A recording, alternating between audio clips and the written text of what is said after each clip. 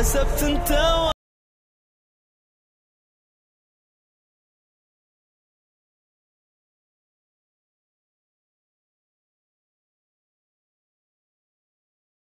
عشرة وعارفها من صغرها، انا اللي على ايدي كبرتها في حزنها وفرحها، كنت دايما واقف جنبها سيد الله، حافظها اكتر من نفسها، خاينة والخيانة تحس انها غصب عنها بتجري في دمها، دايما تبيعني لما اكون محتاج لها، ولما حد يبيعها تجيلي في حضني ترمي نفسها، عارف عنها اللي ما يتعرفش وبكل كلمة جميلة قدرتها، اصلا انا زي البير اللي يترمي جوايا ما يتشافش، يشهد عليا لسان ان انا عمري ما صغرتها، بكل جميل كملتها، كنت فارس في ملكوت حبها، ونسيت ان اللي عاشر التعبير لازم يبقى هوا عشان ما يتلدعش منها، غصب عني قلبي لاس حبها، رغم انها كانت كل يوم معايا بحال، يوم معايا ويوم تسوق عليا الدلال، رغم انها ما بتمتلكش كل الجمال، رغم انها ما بتتعيش ولا بتلبس في رجليها الخلخال، بس الحاجة الحلوة اللي كانت فيها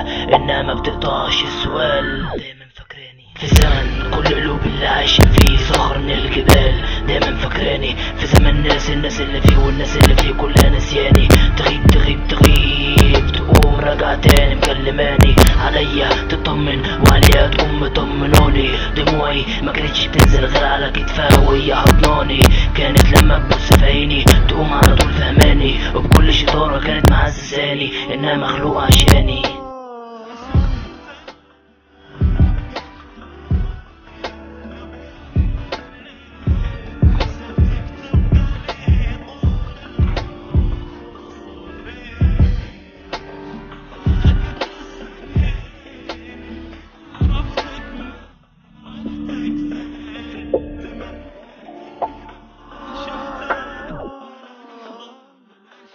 كنت راسم صورة ليا وليكي في الخيال، قلبي ليكي كان ميال، كان من كتر حبي فيكي كنت بكتب ليكي كل يوم موال، بس فجأة اكتشفت انك زي الرمال، بتدوس عليكي كتير جمال، حاجة بجد ما كانتش على البال، انك يا غزال تطلع في الاخر شمال، بس عايزك تكوني فاهمة،